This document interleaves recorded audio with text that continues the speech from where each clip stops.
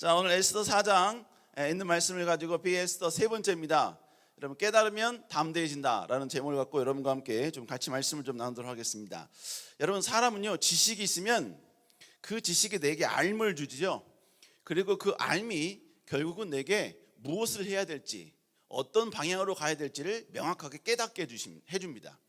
그리고 어떤 장벽이 부딪혔을 때 그 장벽을 다시 한번 뚫고 지나가야 될 것인가, 그 장벽 앞에 무너져야 될 것인가, 바로 이러한 지식들을 바로 우리 알을 통해서 우리가 전달받게 되는 것입니다. 우리가 여러분 매번 알고 있는 배수진이라는 단어가 있죠. 배수진, 이게 원래 한신이라는 사람에서 나오게 된 거예요. 한신이 위나라를 계속 공격하면서 이제 조나라와 함께 싸워야 됐었어. 근데 조나라는 그 당시에 20만이 넘는 어마어마한 대군을 데리고 있었습니다. 그런데 한신은 약 한 5만 정도? 그 정도 인원밖에, 군사 인원밖에 없어. 그리고 자신이 데리고 온 이 5만의 군사는 지금까지 전쟁을 너무 많이 했기 때문에 지쳐 있는 거야. 그런데 이 조나라는 반드시 이겨야 돼. 그래서 이 한신이라는 사람이, 유방의 밑에 있었던 한신이 결국은 어떻게 하냐면 강을 뒤로 두고 강 앞에다가 진지를 이렇게 마련을 합니다. 그러자 조나라 사람들이 보더니 저런 바보 같은 놈이 있나, 병법도 모르는 인간이다, 이래서 공격을 합니다. 그런데 그 공격 앞에 여러분 그 한신의 부하들이 도망갈 데가 없으니까 결국 어떻게 돼요? 뒤로 가서 죽나, 전쟁하다 죽나. 그래서 이 사람들이 자신들이 가지고 있는 힘의 몇 배를 발휘합니다. 그래서 결국은 한신이 그 전쟁에서 이겨요. 그래서 나온 말이 바로 배수진이라는 말이 나옵니다. 여러분, 결국 한신은 뭘 알았냐면요, 물론 병법상 절대로 퇴각로를 만들어 놓고 진지를 구축을 해야 합니다. 그런데 이 한신은 지금 백성들, 지금 군사들, 자기 군사들의 상태를 이미 아는 거예요. 그리고 전쟁을 하다가 도망갈 걸 이미 아는 거야. 이런 상황에서는 절대로 전쟁에서 이길 수 없기 때문에 죽고 살기로 덤비게 만드는 환경을 만들어 준 겁니다. 그게 바로 퇴각로, 도망갈 수 있는 모든 경로를 다 막아버린 거예요. 그러니까 결국 이 사람들이, 이 부하들이 여기서 죽으면 죽으리라는 각오로 막 열정적으로 도전하는 것이죠. 결국 한신은 병법도 알았을 뿐만 아니라 지금 자기의 부하들의 상태와 상황을 알았고 지금의 이 전쟁에서 어떻게 하는 것이 진정한 승리가 될 것을 알았다는 거예요. 그래서 조나라의 수많은 장수들이 비웃는, 강을 뒤에 두는 진지를 그곳에 구축하는 이러한 일을 과감하게 행동으로 옮길 수 있었다는 것입니다. 결국 뭡니까? 아니까 행동하게 되는 것이고, 아니까 수많은 사람들이 조롱을 해도 그것에 대해서 절대로 흔들리지 아니하고 전진할 수 있게 되더라는 것입니다. 여러분, 오늘 본문에 등장하는 에스더도 마찬가지였어요. 에스더도 여러분 자기의 존재의식을 아니까 여러분 그는 다시 한번 도전하고 전진하는 사람이 되더라는 것입니다. 여러분, 바로 오늘 에스더 시대, 조금 전에 여러분 지난날 두 번째 날을 통하여서 우리는 다시 한번 이 에스더와 뿐만 아니라 이스라엘 백성들이 어떤 위기에 있는지 우리는 살펴보았습니다. 결론은 뭐였어요? 바로 하만이란 자가 이스라엘 모든 백성들, 즉 페르시아에 남아있는 모든 이스라엘 백성들을 단번에 다 죽일 계획이었다는 거예요. 그런데 그 계획을 짜고 있는 하만이란 사람은 여러분 성경에 에스더 3장 1절에 보니까 왕에게 인정받는 하인이었습니다. 신하였습니다. 그 사람이 여러분 이스라엘 백성들을 죽이려고 계획을 짜고 있는 거예요. 뿐만 아니라 여러분 그는 하나님의 왕의 명령을 받아서 수많은 사람들로 하여금 절을 받을 수 있는 이런 막강한 권력을 가진 사람이었다는 것입니다. 권세가 대단했다는 것이죠. 그런데 이 사람이 세운 계약이 뭐냐? 바로 모든 민족들을 완전히 다 죽여버리겠다. 모르드게와 모든 유대인들을 다 죽여버리겠다. 여러분 이 계획을 짜고 있는 것입니다. 여러분뿐만 아니라 여러분 이 계획에 앞서서 하만은 철저하게 모든 걸 준비합니다. 그래서 뭐까지 준비하느냐? 왕으로부터 조서까지 받아내요. 누구도 변개할 수 없을, 그래서 반드시 죽여야만 되는 이러한 상황을 만들게 된 것이죠. 그리고 이 하만이라는 사람은 바로 언제 죽일지도 제비를 뽑아놔서 결정을 해놨지요. 그날이 바로 12달째 날이었습니다. 여러분, 그리고 모든 민족들에게 그 나라 언어로서 바로 선포하게 하지요. 인을 쳐서요. 자, 그리고 유대인들을 어떻게 죽일지도 그 조서에다 기록을 해놨다라고 말씀드렸죠. 자, 우리 한번 읽어볼까요? 시작. 그 조서를 역졸에게 맡겨 왕의 각 지방에 보내니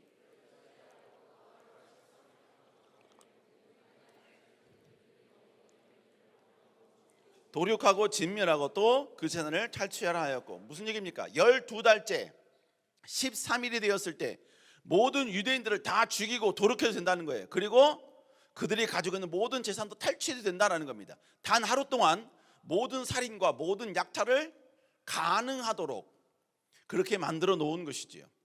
자, 여러분, 이렇게 되었다면 수많은 이방 민족, 여러분 그 당시에 페르시아는 이스라엘 민족뿐만 아니라 다른 민족들이 어마어마하게 많았거든요. 다민족이 여러분 이룬 국가였습니다. 그러니까 이렇게 조서가 났다면 다른 민족 사람들은 이제부터 유대인을 어떤 모습과 어떤 관점으로 보겠냐 이거예요. 괜히 여러분 유대인에게 친한 척 하겠죠. 집에 가는 거예요. 그래서 그 집에 가서 괜히 이 사람은 과연 얼마나 귀중한 물건을 어디에 숨겼느냐를 가만히 보는 거죠. 그냥 유심히 보는 거예요. 그리고 계획을 하는 거죠. 12달째 되었을 때, 12달째 13일이 되었을 때 이 집에 안방으로 들어가서 어디로 쳐들어가서 어디에서 보면 거기에 아주 좋은 물건이 있다. 여러분, 그런 다 리스트화 했었을 것입니다. 그러니까 여러분, 그 당시에 유대인들은 자기들에게 친근하게 하는 사람들, 자기에게 다가오는 사람들, 이 사람들은 훗날 자기를 죽일 폭도로 변할 수 있는 그런 사람들이었다는 것입니다. 여러분, 결국 이러한 위기 가운데 있었습니다. 그런데 하만이 이스라엘 백성들 전체를 죽인다라는 것은 그냥 살인한다, 그리고 도륙한다, 재산을 빼앗는다, 그 차원이 아니었어요. 그것보다 훨씬 더 여러분 위기의 상황이었다는 거죠. 그 위기의 상황이 무엇이었느냐? 첫 번째로 이 사건은 하나님의 원대한 계획을 완전히 부수는 계획이었다는 것이죠. 그 이유가 뭐였다고 했어요? 하나님께서는 아브라함에게 너로 큰 민족을 이루고 뿐만 아니라 뭐라 했습니까? 너를 창대하게 해준다고 말씀하셨지요. 큰 민족을 이루게 해주셨다고 했어요. 그러면 큰 민족을 이루어야 되는데 어느 정도 일어났는데 하만이란 자가 여러분 그들을 다 죽이겠다니까, 이건 하나님의 놀라운 계획에 대한 정면 도전이었다는 것이죠. 뿐만 아니라 하만이 여러분 이스라엘 백성들을 전멸시키겠다는 것도 어떤 의미였느냐? 예수 그리스도를 통해 인류를 구원하겠다는 계획을 무너뜨리는 행위였다고요. 어제 여러분 다 했죠. 왜 그랬습니까? 여러분, 제가 어제 이스라엘 백성들이 그러면 페르시아에 몇 명 남아 있었는가, 그걸 여러분과 같이 계산했죠. 기억나요? 아니, 목사님 이렇게 하면서 여기 뭐고 하면서 내가 했잖아. 그지요? 그래서 여러분, 결국 바벨론 포로 때 이스라엘 백성들이 포로로 끌려왔던 그 인원에서 첫 번째 귀환 때 돌아갔던 인원을 빼면 지금 페르시아에 남아있는 이스라엘 백성들의 숫자가 나온다. 그 숫자가 몇 명이다? 약 460만 명 정도 된다. 그것도 장정만.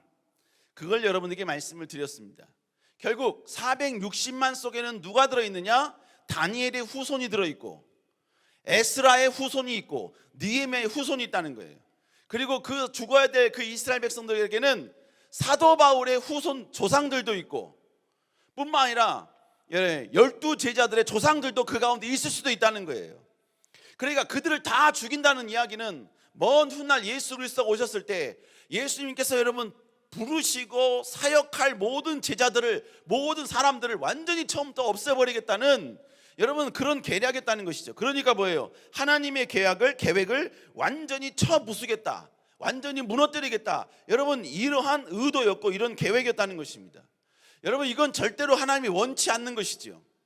여러분, 그렇기 때문에 지금 하만의 계획을 막는 것은 국가적인 사건이 아니에요. 하만의 모든 계획들을 무너뜨려야 된다, 여러분 이것은 어떤 뭡니까? 민족적인 그런 이슈가 아니라고요. 이거는 하나님의 문제였고 하나님의 약속에 대한 문제였다는 것입니다. 결국 하만의 모든 계획들을 완전히 쳐부시는 것, 이것은 하나님이 기뻐하는 일이라는 거예요. 하나님의 뜻이라는 것입니다. 하나님의 소망이고 하나님의 계획을 온전히 이뤄가는 모습이다라는 것입니다. 그러므로 이 일은 반드시 하는 것이 하나님의 뜻입니다. 반드시 하만의 계획을 완전히 짓밟아버리고 이스라엘 백성들을 보존하는 것이 하나님의 마음이고 하나님의 생각이고 하나님의 뜻이라는 거예요. 자, 그러면 이런 상황 가운데 하나님은 어떻게 일하셨는가요? 첫 번째, 여러분, 하나님은 자기의 소명을 깨닫게 해주는 사람을 예비시켜 주셨다는 것입니다. 여러분, 지금 하만이 도장을 찍었죠. 그래서 모든 백성을 다 죽이겠다고 이야기했죠. 자, 이 소식을 듣고 여러분, 바로 모르드게는 옷을 입고 하나님께 죄를 뒤집어 쓰고 하나님께 대성통곡을 합니다. 우리 한번 읽어볼까요? 시작.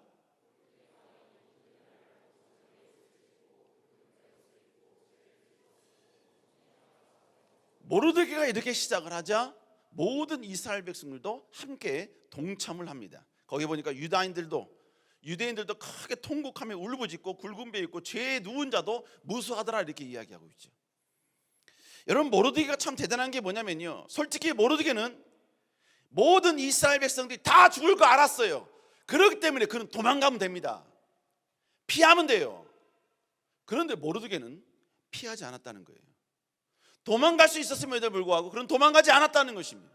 무관심할 수 있었음에도 불구하고 그는 무관심하지 않았어요. 관심을 갖기 시작했습니다. 왜? 지금 이 일을 하는 것은 하나님의 분명한 뜻이라는 것을 그는 알았기 때문입니다. 뿐만 아니라 이 모르드게에게는 지금의 이 위기 가운데 자신이 해야 할 영역이 있고 자신이 이 모든 위기로부터 극복하게 해야 할 자기만의 어떤 책임, 자기만이 해야 될 자기의 영역이 있다는 것을 알았다는 것입니다. 그렇기 때문에 그는 비록 부족할지라도 이 모든 것을 이겨내기 위해서 자기가 있는 자리에서 자기가 해야 할 일을 하기 위하여 여러분 지금 하나님께 무릎 꿇었다는 것입니다. 여러분, 내가 하나님 나라 영광을 위해서 무엇을 해야 할지를 아는 사람은 하나님 나라 영광을 위한 거룩한 책임의식을 내가 갖게 됩니다.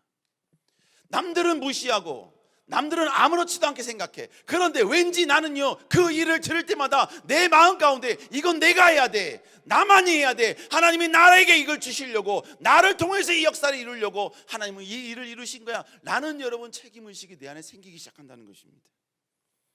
오늘 여러분 수많은 청년들이 가서 갔죠. 복음을 전했지요. 복음을 전할 때 여러분 수도 없이 여러분 청년들 가운데 도망갈 수 있었어요. 그죠? 그리고 여러분 어떤 청년은 몰래 지갑을 가져갈 수도 있었어요. 그죠? 옛날에 우리 한 청년 가운데 한 명이 처음 온 청년인데 지갑 다 뺏고 하니까 지갑 뺏기 전에 이미 얼마를 지갑 뺐어. 그리고 주머니에 넣고 내가 스킬을 가르쳐 준 건가? 그거 빼고 여러분이 은근히 준 척하면서 자기는 아무것도 없다고. 그래서 신발 밑창에 넣어놓은 거예요. 또 양심은 있지, 주머니 안 넣고. 그리고 나간 거예요. 가서 여러분 뭐라는 줄 아세요? 청년들이 막 없다고, 막 이제 막 먹을 게 없다고. 그랬더니 이 청년이 뭐라 했냐면, 누나, 내 지금 발에 돈이 5만 원 있는데 그냥 저기 식당에 가서 밥 먹자 이런 거예요. 그랬더니 그 누나가 사탄아 불러가라, 우린 주님께 기도하고 먹는다. 그래서 결국 어떻게 되냐면 그 돈 안 썼어요. 나중에 그 청년이 헌금하면서 거기다 뭐라고 쓰냐면, 하나님은 살아계십니다. 하나님은 다 하십니다. 여러분 그렇게 기록해 놓은 걸 봤어요. 여러분 충분히 여러분도 쉴 수 있어요. 충분히 여러분 포기할 수 있어요. 충분히 여러분 영하 13도가 되는 이 날씨에서 모든 걸 다 거부할 수 있어요. 그럼에도 불구하고 하나님이 여러분 마음 가운데 이 일에 대한 거룩한 책임의식을 주신 거예요. 그렇기 때문에 여러분 이곳에 나온 것입니다. 하나님 나라 영광을 위해 쓰임받겠다는 거룩한 비전과 꿈이 있는 사람은 뭐냐? 여러분 내 마음 가운데 이런 책임의식이 있어요. 또 하나, 하나님 나라 영광을 위하여서 여러분 이제 어디에 도전해야 될지, 그리고 어떻게 행동해야 될지 이걸 알게 되는 거예요. 옛날에 목사님 여러분에게 설교하다가 목사님 한번 이야기한 것 같아요.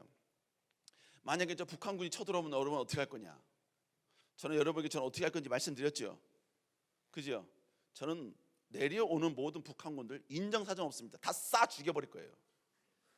다 쏴 죽여버릴 겁니다. 저는 그래서 뭐 권총 뭐 이렇게 뭐 M20 이런 거, K1 이런 것보다 난 그냥 폭탄 한 200개 줬으면 좋겠어.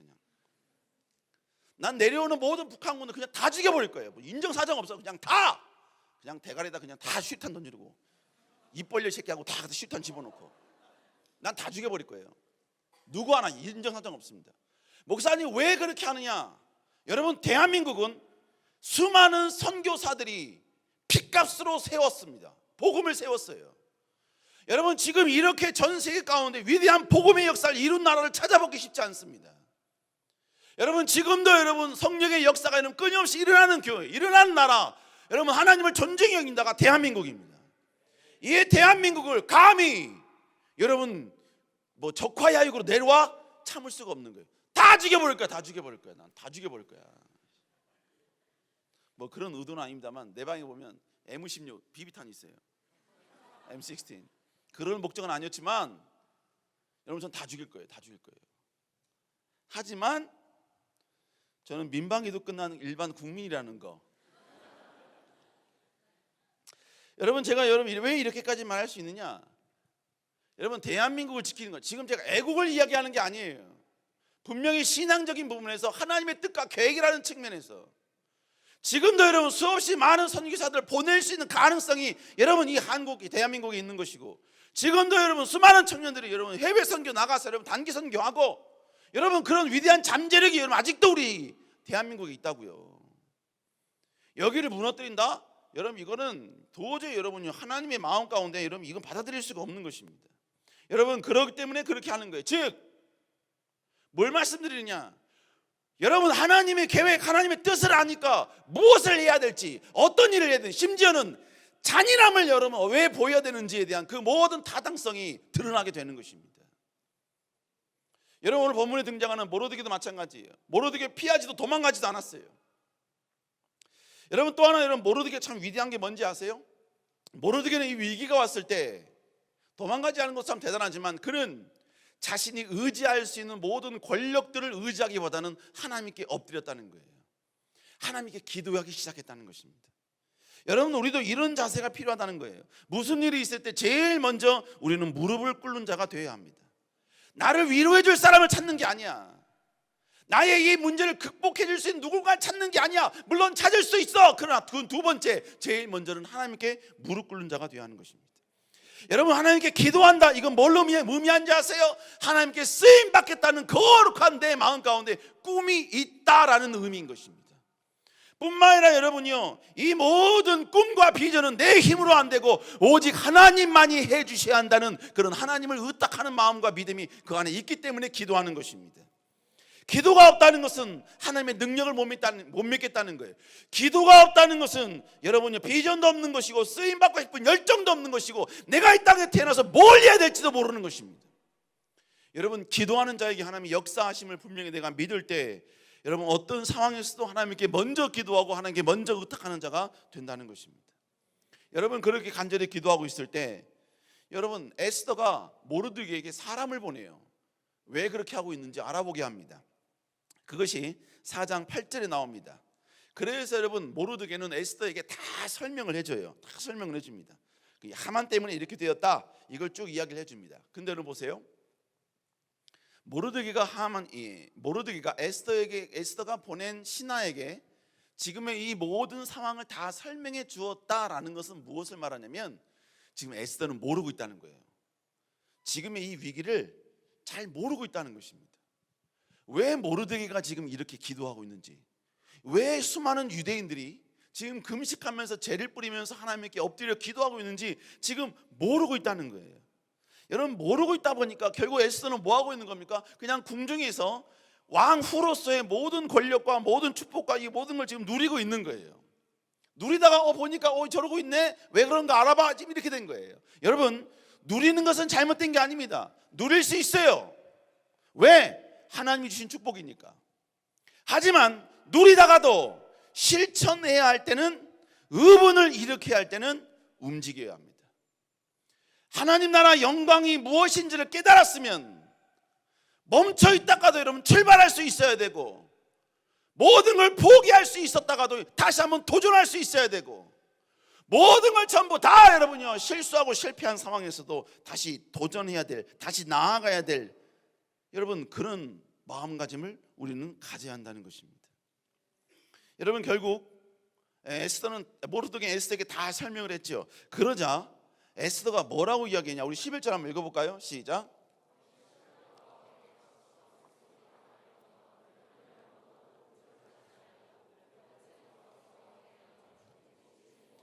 왕이 그 자에게 금기를 내밀어야 살 것이라. 이제 내가 부름을 입어 왕에게 나가지 못한 지가. 여러분 본문에 보니까 뭐라고 이야기해요? 결국은 자기가 왕 앞에 나가야 된다는 이야기죠. 근데 본문에 뭐라고 이야기했냐면, 여러분 왕 앞에 나가면 왕이 부르지도 않았는데 나가면 죽는데요. 자, 그러면서 또 뭐라 그래요? 그 왕 부르지도 않았는데 나아갔는데 살 수 있는 방법은 왕이 금규를 주면 된대요. 자, 여기까지 딱 끝냈으면 좋은데 그 다음에 뭐라 그래요? 본문에 보니까 여기 보면 뭐라, 이제 내가 부름을 받은 지, 즉 왕이 나를 부른 지 한 달이 넘었다는 거예요. 30일이 넘었다는, 이 말은 뭘 말하는 겁니까? 금규를 주지 않을 가능성이 농후하다 이 말이에요. 지금 에스더의 이 말의 의미는 결국 이렇게 요약할 수가 있는 겁니다. 자신의 이 왕후라는 위치가 하나님의 영광을 위해 쓰임받는 도구인지 자신은 잘 모르겠고, 그리고 혹 이 왕후라는 자리가 하나님의 영광을 위해서 쓰임받은 자리라 할지라도, 내가 왕 앞에 나가는 것이 유일한 방법이라 할지라도, 내가 나간다고 해서 어떠한 역사도, 어떠한 그리고 해결도, 그리고 왕과의 대화도 일어날 수 없다라는 말이에요. 여러분 지금 에스더의 이 말은요, 자신의 상황을 철저히 이성적이고 이론적으로 완전히 정확하고 완벽하게 분석해 놓은 고백입니다.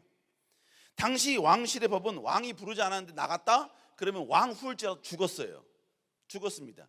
지금 에스더는 지금 그걸 이야기하고 있는 거예요. 그리고 왕이 왕규를 내밀고 자기가 그걸 잡아야 살 수 있는데 왕과 자기와의 거리가 너무 멀어졌다는 거예요. 30일 동안 자기를 부르지 않은 왕이 어떻게 금규를 내밀어 주겠느냐, 이 말인 겁니다. 여러분 결국 에스더는 왕후라는 이 자리가 솔직히 지금 이 위기 가운데 쓰임받는 자리인지 자기는 잘 모르겠다는 거예요. 혹 그런 자리라 할지라도 자기가 왕 앞에 나간다고 한들 무슨 여러분 해결이 되겠냐 이거예요. 상황적으로 불가능하다 이것입니다. 여러분 그런데 이 에스더와 같은 이런 생각과 사고방식은 지금 이 시대를 살고 있는 우리들에게도 동일하게 여러분요 잠재되어 있습니다. 내가 있는 이 자리가 무슨 하나님 나라 영광을 위하여서 쓰임받는 자리라 그래. 난 아니야. 그냥 나는 내 신앙만 잘 관리하면 돼. 무슨 하나님 나라 영광이야. 무슨 하나님의 이름의 영광이 무슨, 그냥 나는 그냥 주일 성수나 잘할게요. 그냥 그 수준에서만 나는 그 정도면 최고인 거예요. 하나님이 무슨 내 물질을 쓰신다고요? 에이 뭐 지금 내가 지금 이렇게 나갈 것도 많고 해야 될 것도 많은데 내가 이렇게 하나님께 다 써버리고 다 하나님의 영광을 쓰임 받으면 나는 어떻게 합니까? 내 인생 어떻게 합니까? 에이 나는 안 돼요. 지금 모든 논리적으로 계산학적으로도 그리고 재정적으로 봐도 이거는 다 불가능한 거예요. 그리고 내 모든 능력, 내 모든 상황, 내 모든 지식, 내 모든 조건들 보면 에이 이거 무슨 하나님께 쓰임 받는 상황이라고 그러세요. 아유 나는 그런 존재가 아니에요. 그냥 주일날만 잘 왔다가 그냥 1시간 그냥 예배 드리고 그냥 나는 갈게요. 나는 그걸로 만족합니다. 그걸로 충분합니다. 나는 그걸로 신앙 돈독히 지키는 거는 생각하겠습니다. 여러분 이런 거랑 똑같다는 얘기예요. 여러분 그러자 모르드기가 아주 비장한 말로 고백을 하죠. 자, 뭐라고 고백합니까? 모르드기가 이렇게 이야기합니다. 자, 여러분 지금 모르드기는 에스더에게 거부당한 상황이야. 그죠? 왕후라는 자리 너 하나님께 쓰임 받아야 돼. 왕 앞에 나가. 이랬더니 에스더가 안 돼요 오빠 이런 거예요. 자, 그랬을 때 모르드기가 뭐라고 이야기했냐? 여러분 이건 솔직히 여러분들이 글로 써서 모르는데 여기에는 제가 읽어볼 때 약간 모르드기의 약간의 분노가 살짝 담겨져 있어요. 조금 더 읽어보세요. 극단적인 말을 너무 많이 씁니다. 제가 봤을 때 살짝 지금 열받았어요. 지금 모르드기 지금 살짝 열받은 거예요. 아시겠어요? 그러니까 여러분 모르드기가 글을 시켜 이렇게 읽으면 안 돼. 약간 너희들도 열받아서 읽어야 돼요. 한번 읽어봅시다. 시작. 너는 왕궁에 있으니 모든 유다인 중에 홀로 목숨을 건지리라 생각하지 말라.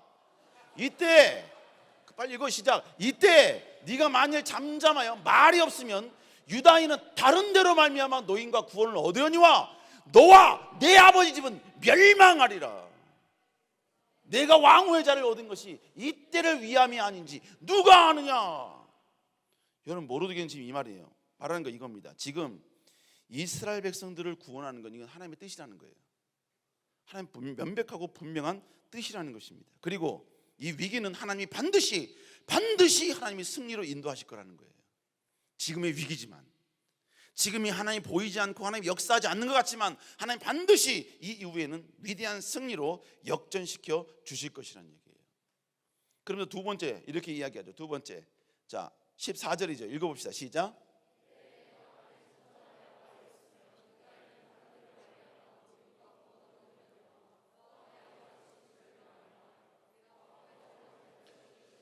자, 두 번째 뭐라고 이야기해요? 너와 내 아버지 집은 멸망하리라. 하나님 반드시 구원하시는데 네가 만약 뭡니까? 여기에 반응하지 않으면 너와 내 아버지 집은 멸망한다는 겁니다. 무슨 얘기예요? 하나님이 지금의 위기를 하나님의 영광을 위해서 네 뭡니까? 위치를 쓰라고 하나님이 너에게 지금 이 축복을 주셨는데 이 축복을 하나님의 영광을 위해서 안 쓰면 침묵하면 하나님은 훗날 네 축복을 거두신다는 거예요. 거두가실 거라는 것입니다. 그리고 세 번째 이렇게 이야기하죠. 세 번째 시작. 본문에 뭐라고 얘기합니까? 지금 모르드게가 하는 말은 결국 뭐냐? 왕후라는 이 자리는 하나님이 이때를 위해서 너에게 주셨다는 거예요. 지금까지 왕후의 자리에 있었기 때문에 마음껏 누렸지, 많은 것 행복 누렸지. 과거에는 네가 차지 못했던 어마어마한 팔찌들, 목걸이들 네 손에 차봤지. 발찌도 찼지, 콧뚜레도 해봤지, 귓뚜레 다 해봤지. 그래, 누려 마음껏 누려. 지금까지 누린 거 괜찮아. 그러나 지금은 일어나야 된다는 겁니다. 지금은 네가 하나님 나라의 영광을 위해서 다시 한번 의문을 품고 일어나야 할 시간, 일어나야 할 때, 일어나야 할 상황이라는 거예요. 그럼에도 불구하고 네가 침묵한다면 하나님은 네가 아닌 다른 사람을 통하여 하나님의 위대한 역사를 반드시 이루신다는 것입니다. 여러분 결국 어떻게 됐습니까? 이 모르드게의 충격적인 여러분 도전적인 말에 에스더는 눈이 번쩍 뜨입니다. 눈이 번쩍 뜨여요. 그러면서 에스더가 이렇게 이야기를 합니다. 한번 읽어볼까요? 시작.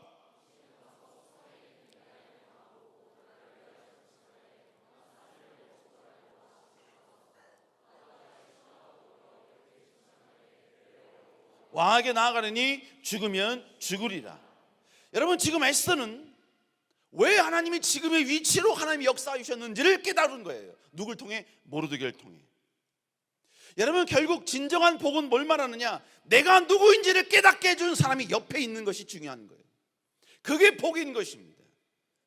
여러분 내가 무엇을 해야 될지, 어떤 존재가 되어야 될지, 내가 어떤 달란트와 능력을 어떻게 사용해야 될지 몰라서 잠시 여러분 땅을 보면서 세상을 바라보면서 인생을 살았어요. 잠깐 누리는 인생을 살았어요. 여러분 잠깐 여러분 좋은 음식 먹고 좋은 곳 가고 좋은 여행하고 물론 그렇게 살았어요. 그런데 지금 하나님 나라 영광을 위해서 하나님이 모든 주신 축복들이 지금 쓰임 받아야 할 때라고 가르쳐주고 깨닫게 해주는 사람이 옆에 있는 것이 진정한 축복이다라는 것입니다. 여러분 그 자체가 뭡니까? 하나님 앞에 죄라는 게 아니에요. 죄라는 게 아닙니다. 여러분 지금까지 여러분 하나님 공부 열심히 했어요. 일도 열심히 했어요. 여러분 열심히 자격증도 땄고 전문의 시험도 여러분 열심히 준비했어요. 그냥 내가 왜 그걸 도전해야 되는지 모르고 그냥 열심히 한 거야. 남들을 이겨야 되니까 그냥 무조건 열심히 한 거야. 나도 어느 정도 그래서 결국 성과를 이뤘어요. 그래서 좋은 위치도 올라갔습니다. 이 위치에 올라가는 게 도대체 어떻게 내 힘으로 됐는지도 모를 정도로 내가 그 위치에 올랐다고요. 그래서 어마어마한 축복을 받았다고요. 그래서 과거보다 풍요로워졌습니다. 넉넉해졌어요. 여러분 그러나 너무 좋으니까 안주하는 것 나쁜 거 아닙니다. 그러나 내가 그렇게 여러분 그 주신 것에 기쁨을 하고 있을 때 누군가가 하나님의 때에 하나님의 방법으로 너의 위치와 너의 모든 재능들을 써야 한다고 여러분 하나님의 마음을 가르쳐준 사람이 주변에 있는 게 복이라는 거예요. 또 여러분 때로는 실수할 수 있죠. 실패할 수도 있죠. 나름대로 도전하다가 여러분 절망의 인생의 끝에 여러분 설 수도 있지요. 그래서 여러분 그 절망의 끝에서 모든 것을 다 포기한 채 하나님은 나에게서 어떤 긍휼을 여러분 주시잖아. 하나님은 내 편이 아니시오. 하나님은 여러분 나와 영원히 나와 등을 돌린 것 같아. 하나님은 나를 떠났어. 여러분 그렇게 생각하는 그 순간에 있을지라도 여러분 누군가가 그에게 찾아와서 아니야, 하나님은 그래도 너를 사랑하시오. 네가 아무리 힘들어도 요셉만큼은 아니었어. 네가 아무리 고통스러워도 다윗만큼은 아니었고, 네가 아무리 큰 배신을 당했어도 요셉만큼은 아니었어. 인생이 아무리 힘들다 할지라도 욥만큼은 아니었어.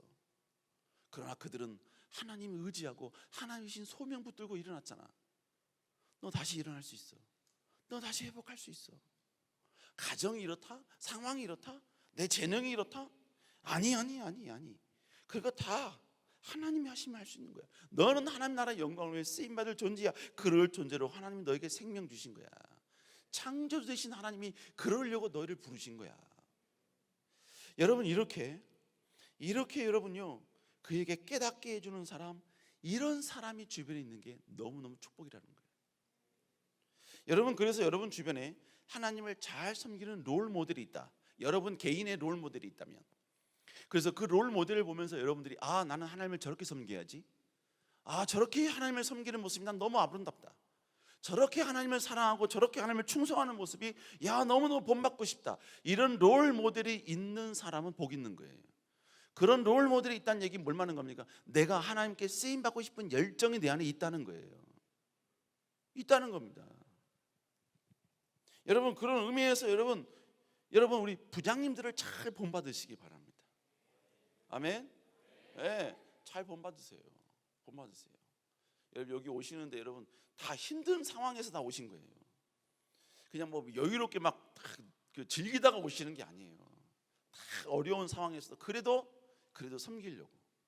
그리고 오셔가지고 오늘 여러분 저녁에 여러분 또 원래 그 뭐죠? 여러분에게 또 부장님들 다 여러분 섬기잖아요, 그죠? 또 여러분 때문에 또 몇 수십 마리의 돼지들이 또 죽어나갔어요 또. 여러분 그 섬김의 모습들 여러분 본받으라 이겁니다. 아멘. 뿐만 아니라 여러분들이 누군가의 롤 모델이 될 수 있기를 다시 한번 여러분 축복합니다. 누군가가 여러분을 보면서 아, 나도 저 사람처럼 하나님 섬겨야지. 아, 나도 저 사람의 모습과 저 사람의 신앙을 보면 아, 어떻게 신앙생활 해야 될지를 내가 도전받게 돼. 야, 저 사람 너무너무 멋져. 여러분 그런 사람 될 수 있기를 다시 한번 주의 여러분 축복합니다. 축복합니다. 근데 절대로 난 저 사람처럼 하지 말아야지. 저 사람처럼만 안 하면 나는 하나님의 축복을 받을 것 같아. 하나님 크게 쓰임 받을 것 같아. 난 저 사람이 하는 거 반대로 가야지. 여러분 이런 사람이 되면 안 되는 거예요. 아시겠죠? 우리 옆 사람하고 정신 차립시다.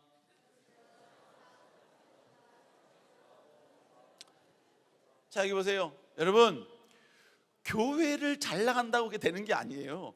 예배를 잘 드린다, 어디 가서 봉사 섬김을 잘한다, 물론 그것도 열심히 해야 됩니다. 잘해야 돼요. 그런데 여러분 그것보다는 1차적인 거, 단세포적인 거고 더 위대한 거, 하나님 나라 영광을 위하여서 하나님이 쓰시겠다 할 때 반응하는 자, 고백하는 자, 아멘 하는 자가 돼야 된다는 것입니다. 여러분 여러분 될 수 있기를 다시 한번 주의 이름으로 축복합니다. 축복합니다. 두 번째로 하나님은 내가 해야 할 일을 구체적으로 깨닫게 하시는 자가 깨닫는 자가 되길 원한다는 거예요. 여러분 결국 모르드게가 여러분 계속해서 에스더에게 깨닫게 해줬죠. 그래서 에스더가 번쩍 뛰었어요. 번쩍. 아, 그렇구나. 지금이 나의 때구나. 누구도 못하지만 내가 해야 될 때구나. 그걸 깨달았어요. 그런데 이 일은 이루기가 쉽지 않았다고요. 왜? 에스더가 이야기했잖아. 뭐라고? 왕이 지금 나를 부른 지가 한 달이 넘었다고. 한 달이. 지금 상황은요, 하나님께 쓰임받을 사람이, 쓰임받을 수 있는 유일한 사람이 자기밖에 없는 거 이제 알았어. 근데 상황적으로 볼 때 자기가 하나님께 쓰임받을 수 있는 상황이 녹록치가 않았습니다. 녹록치가 않았어요. 그리고 에스더는 지금 본문에 보니까 이 말의 고백은 결국 뭘 말하냐면 지금 하나님 나라 영광을 위해서 왕께 나간다 한들 자기는 지금 죽을 수도 있다라는 거예요. 여러분, 하나님의 영광을 위해서 내가 나가려고 했어. 하나님의 영광을 위해서 도전하려고 했어. 여러분, 그렇다고 해서 모든 게 다 평탄할 거라고는 생각하지 마세요. 내가 하나님의 이름을 위해서 전진했는데 그 전진하는 걸음걸음이 다 길이 되고 다 활짝 열리고 다 홍해가 열릴 거라는 상상은 하지 마세요. 여러분이 하나님 나라 영광을 위하여 도전하고 일어나는 그 순간에도 그 가려고 하는 그 길에 어마무시한 리스크가 있을 수도 있습니다. 어마무시한 대적자들이 나올 수도 있습니다. 어마무시한 여러분의 상처와 고통이 여러분을 기다릴 수도 있습니다. 그러나 중요한 것은 하나님의 뜻을 알면 그까짓 거 도전할 수 있는 것이고 넘어갈 수 있는 것이고, 그것들이 나를 찢는다 할지라도 다시 한번 여러분 무너지지 않고 나아갈 수 있는 용기가 생기는 거예요. 용기가 생기는 겁니다. 지금 에스더도요, 지금 그 고백이에요. 내가 가려고 하는데 왕이 나를 30일 동안 못 보내다 죽을 수도 있습니다. 죽을 수도 있습니다. 죽을 수도 있어요. 여러분, 하나님의 뜻을 알았던 에스더, 그러나 인간적으로 봤을 때 하나님의 뜻대로 순종하면 죽음이 기다리고 있는 그 상황 가운데 에스더가 했던 일이 뭐였는지 아세요? 에스더가 했던 일, 첫 번째로 여러분, 그는 하나님께 기도하기 시작을 합니다. 에스더 4장 16절에 보니까 뭐라고 얘기합니까? 읽어볼까요? 노란색 친 거 시작.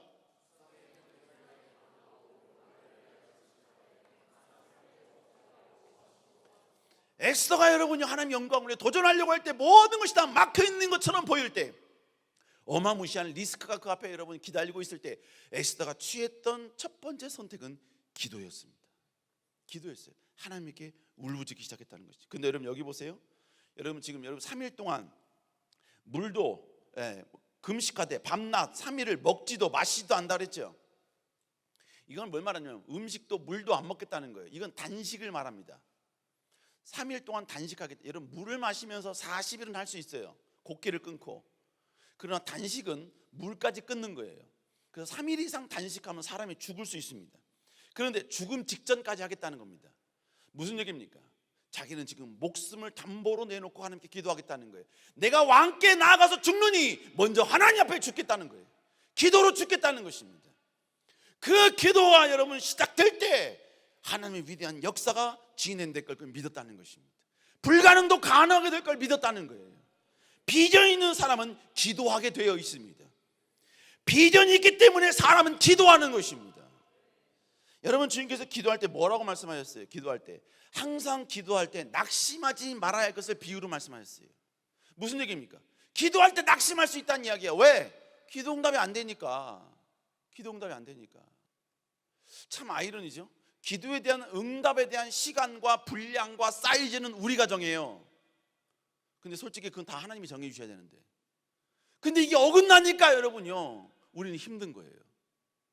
하나님, 이 기도에 대해서 내일 모레까지. 근데 하나님 내일 모레까지 기도 응답을 안 주시거든요. 안 주셔요. 그러니까 힘든 거예요. 그래서 여러분, 주님께서 뭐라, 기도하고 낙심하지 말 것을 하나님께서 비유로 말씀하시는 거예요. 응? 그러면서 맨 나중에 그 비유의 결론이 뭔지 아세요? 18장 7절 읽어볼까요? 시작. 밤낮 부르는 자들의 그 원한을 왜 하나님이 풀어주지 않겠다는 거예요. 응? 원한을 왜? 응? 우리 사랑하는 청년 여러분, 다시 기도를 회복할 수 있는 여러분 되시길 주의 이름으로 축복합니다. 근데 문제가 뭔지 아세요? 사람들이 그걸 못한다는 거예요. 이 기도를 잘 못한다는 거예요. 그래서 주님께서 이 말 끝에, 이 성경 말씀 끝에 8절에서 그 다음 구절에 뭐라고 말씀하지 않으십니까? 그 다음 구절에 시작.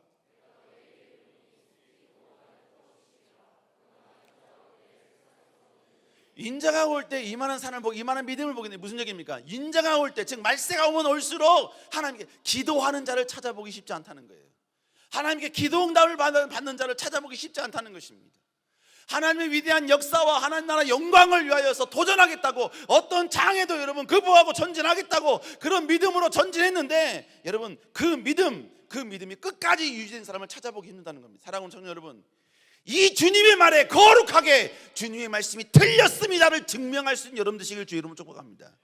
이 말씀 앞에 그래요, 그렇군요, 그런 겁니까? 그렇네요.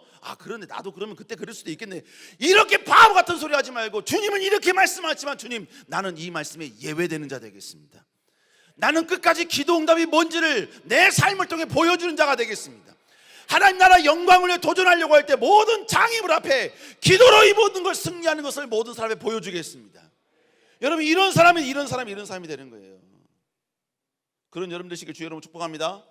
두 번째, 존재의 목적을 발견한 에스더는 이제 불가능한 일을 시도하기 시작을 합니다. 그래서 뭐라 그래요? 본문에 보니까 규례를 어기고 왕에게 나아가니 죽으면 죽여. 첫 번째, 규례 어기겠다는 거예요. 규례를 어기면 죽어요. 알아요. 그런데 죽으면 죽겠다는 겁니다.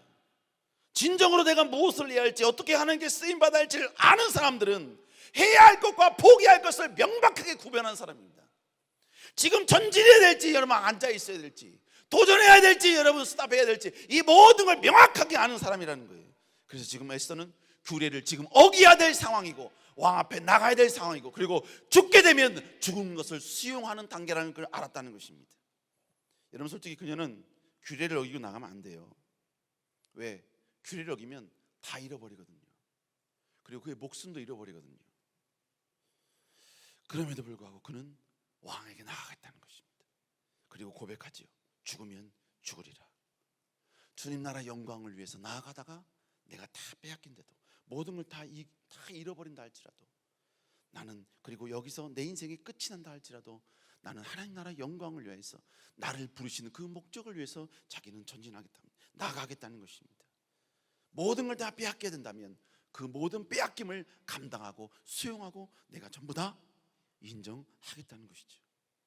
여러분, 하나님 나라 영광을 위해서 나갈 때 진정으로 여러분 하나님의 뜻이 무엇인지 아는 사람은 내가 무엇을 버려야 할지를 분명히 아는 사람이에요.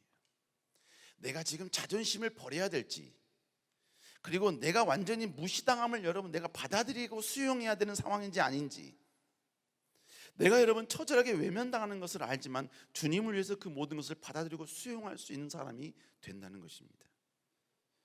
여러분, 에스더가 이게 가능했던 이유 왜 그래요? 다른 거 아닙니다. 그는 자기가 누구인지를 알았고, 그리고 이 위치는 하나님 나라 영광을 위해서 하나님이 주신 자리라는 분명한 확신이 있었기 때문에 그런 위대한 결단을 할 수 있었던 것입니다.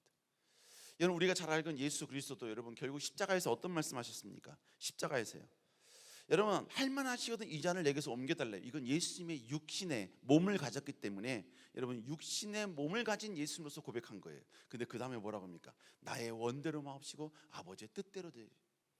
뭡니까? 아버지의 뜻이 나의 죽음이면 받아들이겠다는 거예요. 수용하겠다는 것입니다.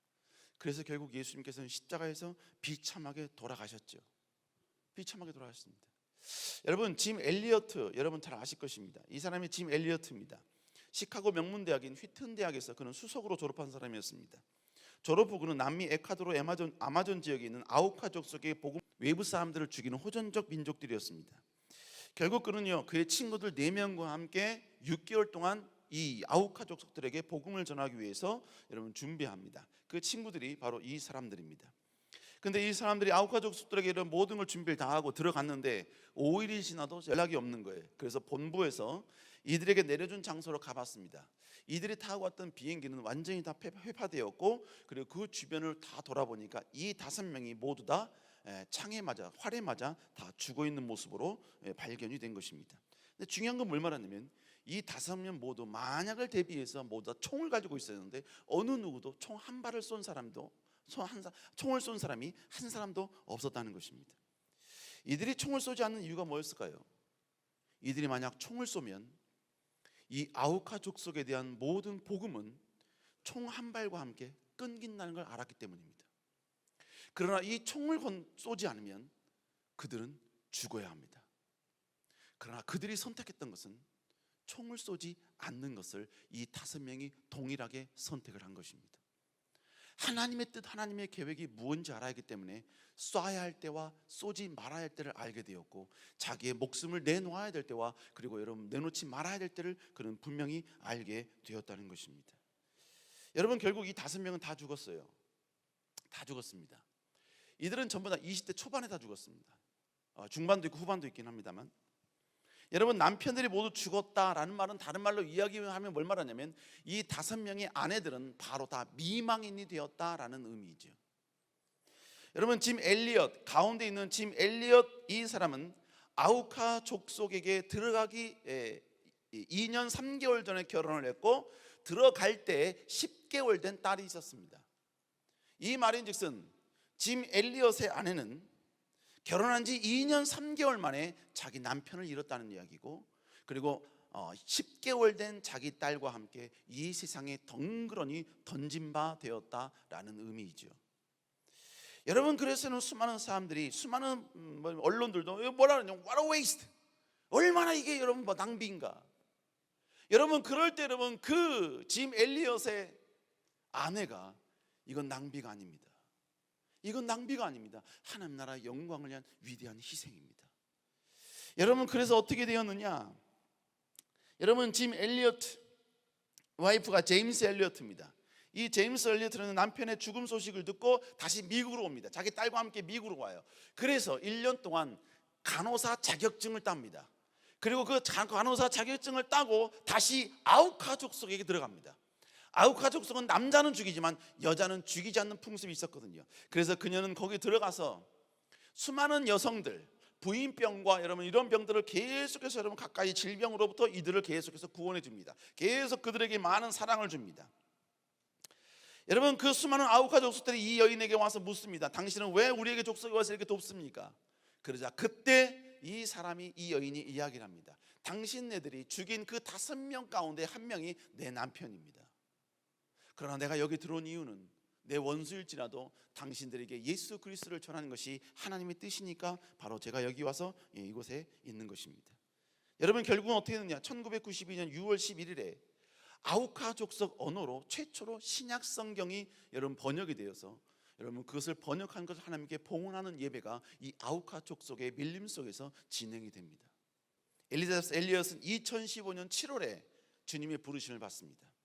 그리고 그의 딸이 발레리 엘리엇 셰퍼드인데 그녀가 바로 이 여인입니다. 흰 옷을 입은 여인이 딸이고, 그리고 그 오른쪽에 있는 사람이 짐 엘리엇의 아내입니다.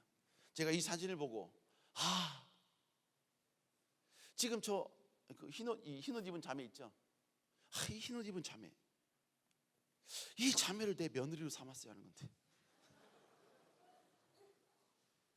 내 며느리로 삼았어야 하는 건데, 아직 우리 아들과는 협의가 안 됐습니다만, 그리고 어떻게든지 설득할 겁니다. 설득할 거예요.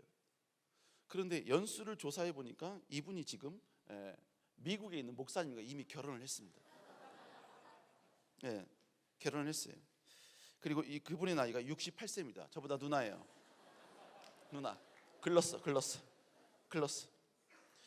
여러분, 이 사건에 또 다른 위대한 사람이 또 숨어져 있습니다. 아우카 족속 가운데 5명 가운데 네이트 선교사라는 사람이 있습니다. 네이트 세인트 선교사라는 사람이에요. 그런데 이 네이트 선교사의 아들 스티브 세인트 선교사, 이 사람인데 이 사람이 사업을 하다가 다시 아우카 족속으로 들어갑니다.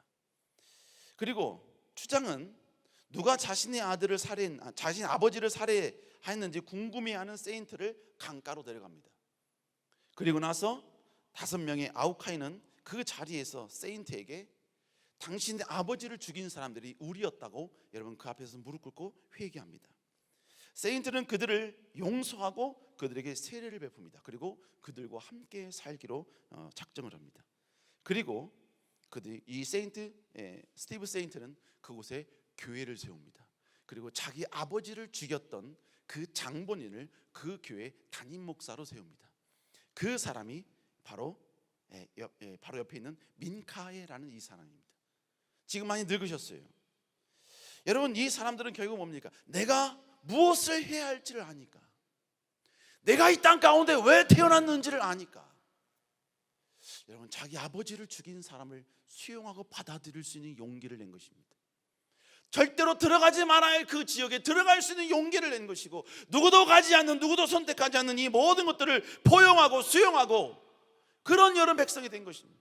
희생해야 될 걸 희생하고, 남들은 희생하지 못할 걸 희생할 수 있게 되고, 누구도 가지 않는 길을 갈 수 있는 여러분 그런 위대한 사람들이 되었다는 것입니다. 왜요? 하나님의 뜻이 무엇인지를 아니까, 하나님의 계획이 무엇인지를 아니까 자기가 포기할 때 포기할 수 있는 위대한 과감성과 위대한 결단력을 우리에게 보여주셨다는 것입니다. 걱정하지 말아요. 그렇다고 여러분들 다 이리 보내고 일로 부르시고 그러진 않을 거예요. 내가 봐도 여러분 감이 아직 안 돼. 걱정하지 마. 걱정하지 마. 그러나 여러분, 하나님 나라 영광을 위해서 여러분 최선을 다하고 최대로 노력하고 여러분 최고의 열정으로 쏟아부으시기 바랍니다. 직장에서도 여러분요, 어렵고 힘든 거 피다니면서 여러분 그렇게 일하지 마세요. 어려운 만큼 여러분 도전하세요. 가라고요.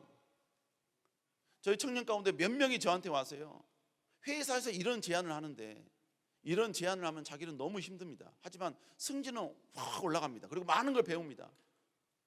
지금 있는 자리도 충분한데 회사에서 더 나은 자리, 더 위에 있는 자리를 제안했다는 거예요. 그런데 너무 힘든 자리야. 불보듯 뻔하다는 거예요. 저보고요, 여기 있을까요? 거기 가야 될까요? 저한테 찾아오는 모든 청년들은 전 100이면 100 그곳을 가라 그럽니다. 가서 고통 경험해봐라, 고난 경험해봐라, 어려움 체험해봐라. 제가 왜 그런 줄 아세요? 제가 가는 게 아니기 때문이 아니에요. 하나님 나라의 영광을 위해서 내가 준비하고 있을 땐 준비해야 되는 거예요. 에스더가 왕후라는 자리에 갔던 것처럼, 그리고 그 자리에서 깨달았을 때 여러분 위대한 가감한 도전을 했던 것처럼, 우리는 여러분요 준비하는 자, 여러분 그런 사람이 될 수 있어야 되는 것입니다. 우리 사랑하는 청년 여러분, 어떤 고난, 어떤 비난이 있어도 여러분 다시 한번 도전하시기 바랍니다. 하나님의 뜻, 하나님의 영광인 걸 분명히 아는데 그 길을 걸어가고 있는데 수많은 사람이 도전해요? 비난해요? 오케이, 비난 받아들이세요. 비난 수용하세요. 그리고 훗날 그 비난을 비난할 수 있는 단계까지 하나님 나라 영광을 위해서 올라가라 이거예요. 그리고 비난하면서 하나님이 하셨노라고 외치라 이것입니다. 하나님의 이름을 송축하라 이것입니다. 여러분 그런 여러분 될 수 있기를 주의 이름으로 축복합니다. 축복합니다. 마지막 세 번째, 여러분 에스더는 전략적으로 접근했습니다. 전략적으로. 그래서 결국 어떻게 했느냐, 여러분 왕한테 쪼르륵 가가지고 여러분요, 지금 하만 이래가지고 이래인데요, 이렇게 있어요, 이렇게 해서 살려주세요, 그렇게 안 했어요. 그는 제일 먼저 잔치를 베풉니다. 그리고 잔치에 하만과 왕을 초청을 합니다. 첫째 날 왕이 너무 흥겹게 만들어졌어요. 그날도 이야기 안 해요. 둘째 날 됐을 때 에스더는 왕이 가서 이야기를 합니다. 저는요, 왜 에스더가 왕한테 찾아가서 잔치를 베풀었을까? 그것도 왜 첫째 날 이야기하지 않았을까? 왜 둘째 날 이야기했을까? 성경은 침묵합니다. 그러나 저는 이것은 에스더의 전략이라고 좀 봅니다. 왕이 에스더의 마음을 가장 강력하게 수용하고 인정할 수 있는 모든 상황이 그 상황이었기 때문에 에스더는 그 길을 갔다고 봅니다. 그럼 에스더는 이걸 어떻게 이 모든 전략들을 생각해냈을까? 성경은 어디도 이야기하지 않습니다. 그러나 저는 보았을 때 금식 기도했을 때 하나님이 가르쳐주지 않았을까 이런 생각을 해봅니다. 안 가르쳐줬으면 말고. 여러분 어찌됐건 여러분, 내가 하나님 나라 영광을 위해서 도전하고 전진하면요, 하나님은 전략도 함께 주십니다. 전략도 주세요. 여러분 그러므로 여러분들은 하나님 나라 영광을 위하여 거룩히 쓰임받겠다는 거룩한 비전과 꿈을 좀 가지라 이거예요. 아멘. 21세기 교회 연구소와 목회 데이터 연구소가 예수 믿는 청년 700명을 대상으로 조사를 했습니다. 700명 조사 가운데 40.4%가 어떤 대답을 했냐면요, 성경 말씀을 지키며 살면 이 사회에서 성공할 수 없다라고 고백을 했다는 거예요. 그리고 60.1%가 뭐라고 하냐면 성경 말씀을 지키며 사는 사람들을 내 주변에서는 찾아볼 수 없다라고 이야기를 했다는 거예요. 60.1%가 자기 주변에서 하나님 말씀대로 순종하면서 여러분 열심히 충성하고 최선을 다한 사람을 찾아볼 수가 없다는 거예요. 지도 아니면서. 여러분, 이 조사 앞에 나는 그러지 않을 겁니다라는 거룩한 의분이 일어나시길 주의 이름으로 축복합니다. 봐라, 나를 봐라. 너희들의 이 모든 사고방식을 깨는 자가 지금 여기 있다. 내가 달려간다. 내가 이제 과감히 하나님 나라 영광을 위해 거룩한 행진을 시작한다. 기다려라. 여러분, 이렇게 고백할 수 있는 여러분 되시길 다시 한번 주님으로 축복합니다.